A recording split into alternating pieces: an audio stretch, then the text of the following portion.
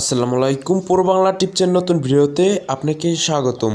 আপনি যদি একজন কন্টেন্ট ক্রিয়েটর হন বা একজন ইউটিউবার হন, তাহলে আমি বলবো এই ভিডিওটা পুরো প্রথম থেকে লাস্ট অবধি দেখবেন।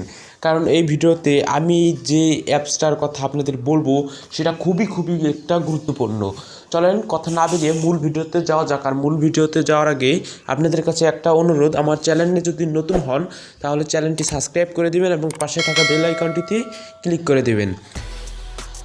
আপনাদের প্রথমে যা করতে হবে, এই যে ইউটিউবস্টুডিওটি আপনাদের ডাউনলোড করতে হবে। এটা আমার ডিসক্রিপশন বক্সের লিঙ্কটা পেয়ে যাবেন। এছাড়াও প্লে স্টোরে গিয়ে অ্যাপসটা সার্চ দিলে আপনারা পেয়ে যাবেন।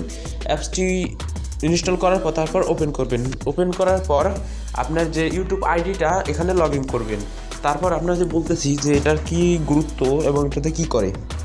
ডান পাশের কোনায় দেখতে পাচ্ছেন, আপনাদের প্রথমেই আইডিটা লগ ইন করার জন্য বলবে। তারপর এখান থেকে আপনি যদি দুইটা ইউটিউব চ্যানেল থাকে তাহলে এখান থেকে আপনি লগ ইন করে নেবেন। এরপর যা করবেন সেটা হচ্ছে, এখান থেকে আপনি যে সময় ভিডিও আপলোড করবেন সেই ভিডিওগুলোকে ভিতর থেকেও এডিট করা যায়। যেমন জানেন যে ক্রোমের মাধ্যমে ভিডিওগুলো এডিট করা যায়। এছাড়াও এখানে এসে আপনি ক্রোমের কিছুটা অংশ এখান থেকে করতে পারবেন। যেমন ধরেন এই ভিডিওটার উপরে ক্লিক করে এই যে এডিট বলে একটা অপশন আছে, এখানে এই এডিটের উপরে একবার টাচ করে তারপর দেখতে পাচ্ছেন এখান থেকে আপনি যে কোনো থাম্বনেল বসাতে পারবেন। এছাড়াও ডেসক্রিপশন, টাইটেল এবং এটাকে কি পাবলিক বা প্রাইভেসি করবেন সেটাও এখান থেকে সিলেক্ট করতে পারবেন। এখান থেকে ট্যাগও বসাতে পারবেন এবং এটার মাধ্যমে আপনি প্লে লিস্টও অ্যাড করতে পারবেন।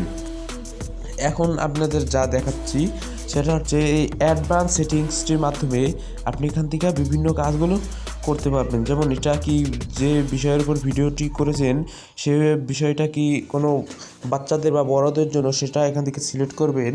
বা এখান থেকে আপনি যদি স্ট্যান্ডার্ড ইউটিউব লাইসেন্স দেন তাহলে কী হবে, আপনার ভিডিওটা কেউ কপি করে ছাড়তে পারবে না। আর যদি এখান থেকে ক্রিয়েটিভ কমনটা দেন তাহলে কী হবে, আপনার ভিডিওটা কেউ কপি করে ছাড়লে তার কপি স্ট্রাইকটা আসবে না। এটাই এই দুটার সেটিংসটির মূল কারণ।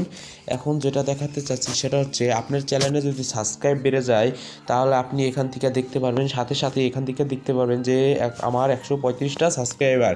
এরপর এখান থেকে ওয়াচ টাইমও দেখতে পারবেন, এখান থেকে ভিউয়ার্সও দেখতে পারবেন এবং সাবস্ক্রাইব চার্জ সেটাও দেখতে পারবেন। এখনও ভিউ মোরের উপর ক্লিক করলে আপনারা এখান থেকে বিভিন্ন কিছু দেখে নেবেন। এখন আপনারা দেখাই যে এই নিচের ভিউ মোরের উপর টাচ করে দেখতে পারবেন কোন ভিডিওতে কেমন ভিউ হয়েছে এবং কয়টা লাইক বা কমেন্ট করছে, এবং এখান থেকে কমেন্টগুলো দেখতে পারেন। এবং প্রতিদিন যে কমেন্টগুলো করে সেই কমেন্টগুলো দেখার জন্য উপরে দেখতে পারেন যে একটা 20 বলে একটা অপশন আছে, এখানে একটা ক্লিক করে দিবেন।